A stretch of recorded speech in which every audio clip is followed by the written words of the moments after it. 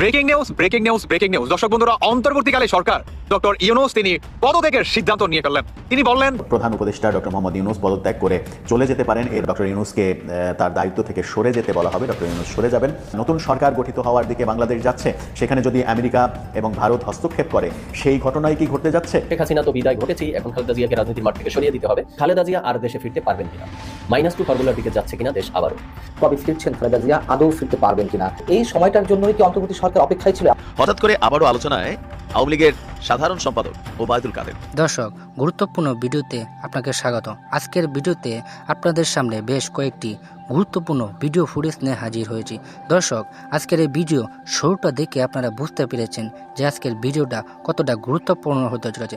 দর্শক, আজকের ভিডিও যারা প্লে করেছেন তাদের উদ্দেশ্যে বলবো, ভিডিওটি না টেনে একদম শেষ পর্যন্ত দেখবেন। আর চ্যানেলে নতুন হলে সাবস্ক্রাইব করে পাশে থাকবেন। ভিডিওটিতে একটি লাইক দিয়ে দেখতে থাকুন সম্পূর্ণ ভিডিওটি। এই বৈষম্য বিরোধী ছাত্র আন্দোলনকারীরা কিংবা সমন্বয়ক বা সাধারণ শিক্ষার্থীরা যে বা যারা আছে, এদের ভিতরে ভাই ক্ষমতার লোভ ঢুকে গেছে, কিংবা এরা বর্তমান সাধারণ শিক্ষার্থী নয় এবং প্রতিটি প্রতিষ্ঠানে কিংবা প্রতিটি পদক্ষেপে এদের আবির্ভাব আছে। কিংবা এদের জিজ্ঞাসা না করে অন্তর্বর্তীকালে সরকার যে বা যারা আছে তারা যদি কোনো সিদ্ধান্ত নেয় রাষ্ট্রের ক্ষেত্রে কিংবা দেশের ক্ষেত্রে, তাহলে এটা তারা মানতে নারাজ। মানে তারা চায় প্রতিটি সিদ্ধান্তের ভিতরে সমন্বয় কিংবা এই আপনার সাধারণ শিক্ষার্থীদের অনুমতি নিয়ে প্রতিটি পদক্ষেপ নেওয়ার জন্য। এটার জন্যই অন্তর্বর্তীকালে সরকার মানে প্রধান ডক্টর ইউনূস তিনি বলেন যে আমি আর থাকতে চাই না, আমাকে তোমরা রেহাই দাও, আমি আমার নিজ ব্যবসা প্রতিষ্ঠানে ফিরে যেতে চাই এবং তোমরা নতুন কাউকে অন্তর্বর্তীকালে সরকার কিংবা আপনার উপদেষ্টা হিসাবে তোমরা খুঁজে নাও। তো ডক্টর ইউনূস আসলে হঠাৎ করে কেন আজকে এই ধরনের ঘোষণা দেন? অন্তর্বর্তীকালীন সরকার এক ধরনের অবৈধ সরকারে রূপান্তরিত হয়েছে। এই অবৈধ সরকার কতদিন আর ক্ষমতায় থাকবে, এই প্রশ্ন যখন ভারতের তরফ থেকে আমেরিকাকে করা হয়, তখন জ্যাক সুলিভান বলেছেন যত দ্রুত সম্ভব ডক্টর ইউনূসকে তার দায়িত্ব থেকে সরে যেতে বলা হবে। ডক্টর ইউনূস সরে যাবেন, ডক্টর ইউনূসকে সরিয়ে নেওয়া হবে।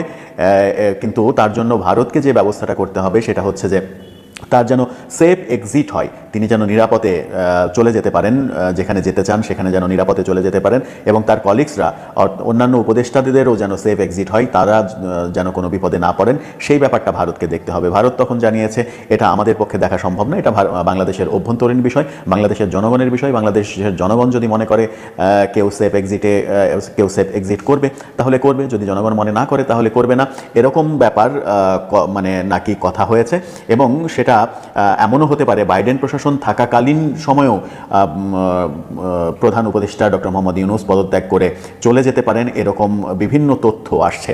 বাইডেন প্রশাসন যদি শেষ পর্যন্ত তারা থাকা অবস্থায়, তারা তো আর মাত্র 10-11 দিন আছে, সেই 10-11 দিনের মধ্যে বাংলাদেশে কি নাটকীয় কিছু ঘটবে?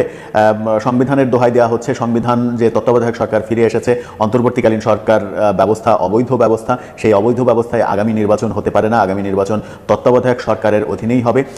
আমেরিকার তরফ থেকে বলা হয়েছে ঠিক আছে তত্ত্বাবধায়ক সরকার গঠিত হবে, নতুন করে গঠিত হতেই পারে, তবে সেই তত্ত্বাবধায়ক সরকারের প্রধান শেখ হাসিনা হওয়া যাবে না। আমেরিকা সেই জায়গায় না করেছে, শেখ হাসিনা হওয়া যাবে না, তৃতীয় কোনো ব্যক্তি তাকে তত্ত্বাবধায়ক সরকারের প্রধান করে নির্বাচন করতে হবে, যেন নির্বাচনটা যোগ্য একজন ব্যক্তির অধীনে সম্পন্ন হয়। তাহলে কি ডক্টর ইউনূস অধ্যায় কিংবা বর্তমান উপদেষ্টা পরিষদ অধ্যায় পরিসমাপ্তির দিকে যাচ্ছে? জ্যাক সুলিভান যে ভারত এবং জ্যাক সুলিভানের আমেরিকার যে কথাবার্তার ইঙ্গিত পাওয়া যাচ্ছে, যে কথাবার্তা তাদের মধ্যে হয়েছে, সেই কথাবার্তাগুলো যদি শেষ পর্যন্ত সত্য হয় তাহলে জো বাইডেনের ক্ষমতায় থাকা অবস্থাতে না ঘটলেও তারা ডোনাল্ড ট্রাম্প প্রশাসনের ওপরে ছেড়ে দিয়ে চলে যেতে পারে। ডোনাল্ড ট্রাম্প প্রশাসন পরবর্তী পদক্ষেপ নিতে পারে ডক্টর ইউনূস সম্পর্কে, এমনটা বিভিন্ন সূত্র বলছে। যে সূত্রগুলো সবগুলোই অসমর্থিত সূত্র, যে সূত্রগুলোর এখন পর্যন্ত কোনো গ্যারান্টি দেওয়া যায় না। তবে একটা ঘটনা বিশ্বে তোলপাড় সৃষ্টি করেছে। ডোনাল্ড ট্রাম্প ক্ষমতা গ্রহণের আগেই ডোনাল্ড ট্রাম্পের সঙ্গে যার সম্পর্ক খারাপ, ব্রিটেনের প্রধানমন্ত্রী জাস্টিন ট্রুডো, তিনি কিন্তু পদত্যাগ করেছেন। ব্রিটেনের প্রধানমন্ত্রী যখন পদত্যাগ করলেন তখন একটা সুর চারিদিকে উঠেছে ব্রিটেনের জাস্টিন ট্রুডোর পরে ডোনাল্ড ট্রাম্পের পরবর্তী টার্গেট কি বাংলাদেশের ডক্টর ইউনূস কিনা। সেই ব্যাপারটা চতুর্দিকে আলোচনা শুরু হতে চলেছে। ডোনাল্ড ট্রাম্পের সঙ্গে সম্পর্ক খারাপের জন্যই জাস্টিন ট্রুডোর পদত্যাগের ঘটনা, এটা বিশ্বব্যাপী আলোচিত হচ্ছে। এদিকে ডক্টর ইউনূসের সঙ্গে ডোনাল্ড ট্রাম্পের সম্পর্ক যেহেতু ভালো নয়, খারাপ, সেহেতু ডক্টর ইউনূস পরবর্তী টার্গেট হতে পারেন ডোনাল্ড ট্রাম্পের, এমন আলোচনাও তৈরি হয়েছে। সেই আলোচনার সমস্ত আলোচনাগুলো বিক্ষিপ্তভাবে চারিদিকে হচ্ছে। এই যে জ্যাক সুলিভান এবং ভারতের নিরাপত্তা উপদেষ্টা অজিত দোভাল, তাদের মধ্যে যে আলোচনা, সেই আলোচনা, বাংলাদেশ সম্পর্কে যে আলোচনা, সেই আলোচনা তারা কিন্তু তাদের ব্রিফিংয়ে বলেনি। কিন্তু ভারতের সংবাদ মাধ্যমগুলো, ভারতের বিভিন্ন চ্যানেল, ভারতের বড় বড় সাংবাদিকরা তাদের বিভিন্ন সোর্স দিয়ে এই কথাগুলো বলার চেষ্টা করছেন যে ডক্টর ইউনূস সরকারের সময় নাকি শেষ। আদতেও সেগুলো সত্য কিনা, সেগুলোর মধ্যে সত্যের লেশমাত্র আছে কিনা, নাকি প্রোপাগান্ডা, সেগুলো সময়ই বলে দেবে। সময় আর বেশি নেই যেহেতু। এদিকে ওই ইনভেস্টিগেশন জার্নালিজম যদি বলা যায়, তার মধ্যে যে ব্যাপারটা একটা সূত্রে গাঁথা যেতে পারে সেটা হচ্ছে যে ডক্টর ইউনূস সরকার চারিদিক থেকে যখন ব্যর্থ হচ্ছেন, সরকার চালাতে পারছেন না, ট্রাফিক ব্যবস্থা পর্যন্ত নিয়ন্ত্রণ করতে পারছেন না, আইন শৃঙ্খলা নিয়ন্ত্রণ করতে পারছেন না, দ্রব্যমূল্যের ঊর্ধ্বগতি নিয়ন্ত্রণ করতে পারছেন না, নতুন বাণিজ্য উপদেষ্টা এসে দাম কমানোর পরিবর্তে সিন্ডিকেটের চাহিদা অনুযায়ী চিনির দাম বাড়িয়ে দিয়েছেন, সয়াবিন তেলের দাম আকাশচুম্বী, সয়াবিন তেল ঢাকাতেই বিভিন্ন এলাকায় সয়াবিন তেল পাওয়া যাচ্ছে না, তেলবিহীন মানুষজন রান্না করে খাচ্ছে। এরকম বাস্তবতা তৈরি যখন হয়েছে তখন কিন্তু এক ধরনের যোগসূত্র তৈরি করাই যায় যে একটা ব্যর্থ সরকার আর কতদিন। যে ইনফরমেশনগুলো আসছে যে ইউনূস সরকারের সময় শেষ হয়ে গেছে, তারা আর থাকছে না, এই উপদেষ্টারাও থাকছে না, তত্ত্বাবধায়ক সরকার গঠিত হচ্ছে।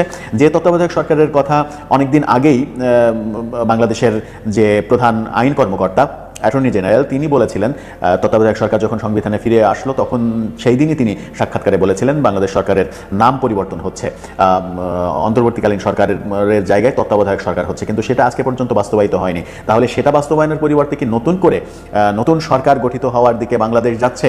সেখানে যদি আমেরিকা এবং ভারত হস্তক্ষেপ করে, সেই ঘটনায় কি ঘটতে যাচ্ছে?